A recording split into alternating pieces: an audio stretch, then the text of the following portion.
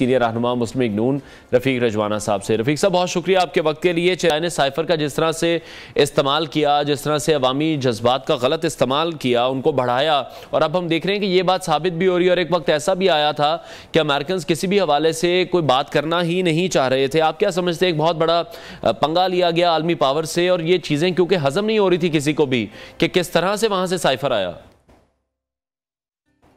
शुक्रिया जनाब। हमारे मुल्क में ना जी काफिर का फतवा और एंटी अमेरिका का नारा जो है ना, वो बड़ा काबिल कबूल होता है और मकबूलियत उसकी हो जाती है। खान साहब ने देखा अब कश्ती डूब रही है और बल्कि डूब गई है, तो इस साइफर को उन्होंने डिस्कस किया, जैसे कि ऑडियो टेप्स भी आई, उसकी अभी तस्दीक होनी है। बहरहाल तो उसको उन्होंने मिसयूज किया और अपने जाती मफाद को सामने रखते हुए एक पॉलिटिकल माइलेज जो है, anti Pakistan political mileage, diplomatically एक अनरीजनेबल, डिप्लोमेटिकली अनकॉल्ड फॉर एक तरीका इख्तियार किया गया।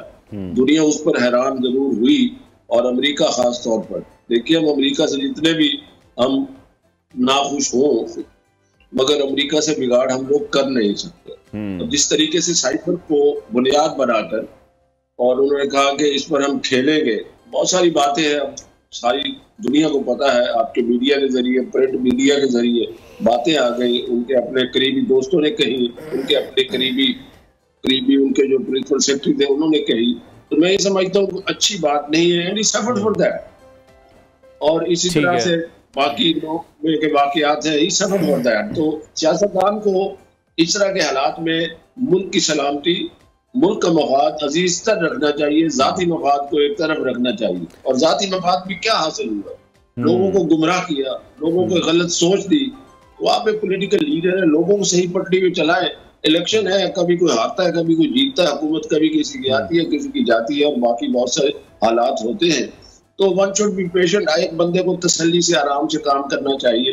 उनको तो बेचैनी थी कि मैं वजीर आजम था, मेरे खिलाफ। ठीक है रफीक साहब, एक और तरफ आना चाहूंगा। जिस तरह से हम देखते हैं जेल में सहूलियात के हवाले से पाकिस्तान तहरीक इंसाफ बड़ी वोकल रही है। जब मियाँ साहब और आपकी जो लीडरशिप है, जिनमें बहुत से नाम शामिल हैं, शाहिद खान अब्बासी हैं, ख्वाजा आसिफ हैं, एहसन इकबाल हैं, जब ये तमाम लोग जेल में मौजूद थे, खासतौर पर मियाँ साहब के हवाले से ये कहा जाता था कि AC उतरवा दिया जाएगा, किसी किस्म की सहूलत नहीं होनी चाहिए, और अगर इतनी सहूलियात जेल में दी जाएंगी तो फिर हर शख्स कहेगा कि मुझे जेल में डाल दो। तो अब वही सहूलियात मांगी जा रही है। PTI चेयरमैन की जानिब से भी देसी मुर्ग उनके लिए ऑर्डर किया जाता है, मटन खिलाया जाता है, और अब ये कहा जा रहा है कि अब उनको जेल के सेल की दीवार को तोड़ा जाए, वर्जिश करने में वहां पर मुश्किल हो रही है, वहां पर उन्हें अब एक साइकिल फराहम की जाए, कार्डियो एक्सरसाइज करना चाहते हैं वो। अगर आपके पास उनके इमरान खान साहब के क्लिप पड़े हैं, गालबन एक दफा अमेरिका में थे, जो कहा था कि मैं जाकर AC उतरवाऊंगा। उन्होंने तो बुनियादी पार्लियामेंट की पहली तकरीर में रखी कि मैं चोरों से हाथ नहीं मिलाऊंगा, और उसके बाद जो कुछ उन्होंने कहा, मुझे मुनासिब तो नहीं है जो लफ्ज मैं कह रहा हूँ, मगर आपके सवाल का जवाब देना है तो मैं बड़े मोहतात तरीके से कह रहा हूँ कि मकाफात अमल है। किसी का बुरा सोचेंगे तो कल को आपके सामने भी आ सकता है। तो जो सहूलियात मांगी जा रही है, उस वक्त उन पर एतराज था। वो कितनी सहूलियात थी? मरियम नवाज साहिबा का बयान सामने है, उन्होंने कहा कि मुझे किस सेल में रखा गया और किस कंडीशन में रखा गया। राना सनाउल्लाह को डेथ सेल में रखा गया, बाकी वो सारा वो चलो गुजर गया वक्त। हम तो देखे, अल्लाह का फजल है कि हमारी जमात इतनी मुस्तहकम जमात, हमारे जो सीनियर हमारे दोस्त हैं जिन्होंने ये सब बर्दाश्त की और सजाए मौत तक। अभी हनीफ अब्बासी साहब 2 दिन पहले हाई कोर्ट से बरी हुए हैं, उनकी भी सजाए मौत वाला केस था एक किस्म का। और इसी तरह से राना सनाउल्लाह साहब का भी, बाकियों का 6 महीने 8 महीने, मियां शहबाज शरीफ साहब, हमजा शहबाज, मैं अब किस का नाम लूं, मगर अल्लाह का फजल है हमारे लोगों में इस्तकामत थी, हमारे लोगों में अपने। अच्छा रफीक साहब, जिस तरह से आपने कहा कि पाकिस्तान तहरीक इंसाफ बहुत बार आपके लिए, आपकी जमात के लिए, और ये जो पाकिस्तान पीपल्स पार्टी के हवाले से चोर का लक़ब एक इस्तेमाल करते रहे माजरत के साथ, तो अब आप देख रहे हैं कि वो मुज़ाकरात करना चाह रहे हैं, मुज़ाकरात के दरवाजे खोल रहे हैं। आपका ख्याल है कि उन्होंने देर कर दी है या अभी भी वक्त है उनके पास? क्योंकि PTI भी चाहती है कि एस्टैब्लिशमेंट फिर से उनके लिए बाहें फैलाए। तो आप लोग अब विलिंग हैं इस हवाले से बातचीत के लिए?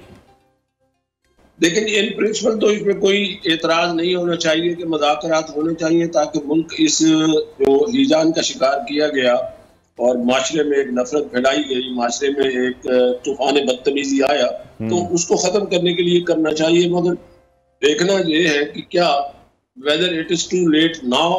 9 मई के वाक़े से पहले सूरत हाल और थी। उससे पहले मैं समझता हूँ कि ये गैर सियासी सोच का, गैर सियासी अंदाज का सबूत दिया इमरान खान साहब ने कि उनके MNAs, उनके MPs चाहते नहीं थे कि हमें इस्तीफा दिलवाया जाए, बाद में 2 असेंबलियां तोड़ी जाए।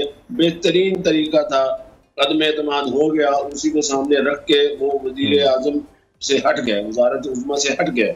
तो वो बतौर leader of the opposition parliament में बैठते आराम से। आज वो बतौर लीडर ऑफ द अपोजिशन उनकी मर्जी के साथ, उनकी सलाह के साथ निगरान हुकूमत भी मुकर्रर होती, निगरान वज़ीर आज़म का तकर्रर भी होता, chief election commissioner, election commission के अरकान का तकर्रर, चलो वो तो हो गया, उनकी कंसेंट से हुआ, बाद में उनको वो इलेक्शन कमीशनर बुरे लगने लगे, चीफ इलेक्शन कमिश्नर। तो उन्होंने एक बस तो वो मिस की जो पार्लियामेंट से बाहर निकल गए, और फिर पार्लियामेंट से बाहर निकल कर इस्तीफे देकर फिर कहा जी हमारे इस्तीफे मंजूर करो, फिर कहा जी हमारे इस्तीफे वापस करो, फिर कहा जी 2 असेंबली तोड़ दो, असेंबली तोड़ के सूबाई असेंबली बंद नहीं। बिल्कुल, वो हमने देखा बार बार यू टर्न का जो सिलसिला है वो तो जारी रहा ही है उनका। अच्छा, नवाज शरीफ की वापसी के हवाले से बात कर लेते हैं। जो सबसे ज्यादा बहस हो रही है कि उनकी जो हिफाजती जमानत की दरख्वास्त है अब वो दायर हो चुकी है, जिस पर नैब से भी जवाब मांग लिया गया है। तो जाहिर सी बात है अदालत के सामने सरेंडर करेंगे। तो आपको लग रहा है कि हिफाजती जमानत मिल जाएगी? तमाम ऑप्शंस क्लियर हैं, पहले ही बातचीत कोई हो चुकी है, या अदालत आएंगे, अदालत के फैसले को देखकर फिर आगे प्लान करेंगे? मामला तय है या अभी तय होने हैं? ये तो मैं इस बात को यकसर मुस्तरद करता हूँ माजरत के साथ।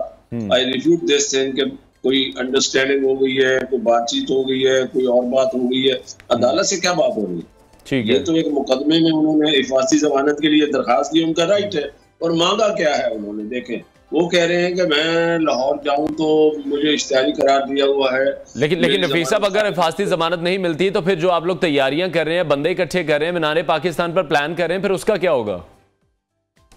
उसका भी कर लेंगे, अल्लाह करेगा हो जाएगी इंशाल्लाह। वी आर श्योर इंशाल्लाह कि जिस तरीके से कानूनी तकाजे हैं, मैं खुद कानूनदान हूँ, इतनी हिफाजती जमानत है ना कि मुझे 2 दिन 3 दिन दे दे, मैं जाके मुतलका अदालत से रजू करूँ, बस। ठीक है, और कोई रिलीफ नहीं है कि मुझे आप रिहा कर दे, मुझे मुस्तकिल जमानत दे के मेरी अपील का फैसला कर दे। वो तो लाहौर हाई कोर्ट ने करना है, इतनी बड़ी बात नहीं है। ठीक है, तो अभी रफीक साहब तैयारियां कैसी देख रहे हैं? क्या एक्सपेक्ट कर रहे हैं? कितना बंदा निकाल सकेंगे? देखें जी, बात यह है कि इस दफा हमने देखा है कि पार्टी क़यादत ने एक ऐसा सिस्टम इवॉल्व किया है इस तैयारियों के सिलसिले में कि उन्होंने हर जिले का एक कोऑर्डिनेटर मुकर्रर कर दिया। जो दूसरे शहरों से हमारे MNA हैं पुराने, या हमारे सीनियर लोग हैं, या हमारे और दोस्त हैं, वो बंदे, वो हमारे दोस्त, वो उस शहर में आके उन्होंने डेरे जमा लिए। मैं इस मुल्तान में हूँ, अब कल हमारा यहाँ साउथ पंजाब के टिकट होल्डर्स, सबका MNA, सबका MPs, ओहदेदारान, डिविजनल ओहदेदारान का एक बहुत बड़ा साउथ पंजाब का मुल्तान में इज्तिमा था। राना सनाउल्लाह साहब आए हुए थे, मैं भी उस इज्तिमा में मौजूद था। तो हमने देखा, उनका जज्बा देखा, जोश देखा। तो मेरा अंदाजा नहीं है, बल्कि इंशाअल्लाह ताला रब ताला से मुझे यकीन है कि हमारे कायद इतने सालों बाद आ रहे हैं, हमारे दिल धड़कते हैं उनके साथ और पाकिस्तान के साथ, तो बहुत अच्छा उनका इस्तकबाल होगा। और बहुत अच्छी गैदरिंग जो है मीनारे पाकिस्तान में भी बड़ी ऑर्गेनाइज तरीके से कर रहे हैं। एक एक चीज को मॉनिटर किया जा रहा है कि जिन बंदों ने जाना है उनकी लिस्ट है, उनके फोन नंबर है, और फिर उसके बाद जिस तरह से जैसे लोगों को ले जाए लोग मैं कल ही मेरा बेटा जहाँ से MP का इलेक्शन लड़ा था मुल्तान से, तो मुझे वो बता रहा था कि अब इतने फोन आ रहे हैं कि हमने जितना अरेंजमेंट किया ट्रांसपोर्ट का उससे हमें डबल करना पड़ेगा। मैंने कहा बेटा कर लो, लोग मोहब्बत से आ रहे हैं। तो मेरा ख्याल है, आई एम श्योर, अल्हम्दुलिल्लाह अल्लाह से डर के कहते हैं, अल्लाह ताला की इसमें मदद मांगते हैं। बहुत शुक्रिया सीनियर रहनुमा मुस्लिम लीग नून रफीक रजवाना हमारे साथ सेशन थे। नाजरीन, ब्रेक लेते हैं, ब्रेक के बाद आपको दोबारा ज्वाइन करेंगे साथ में।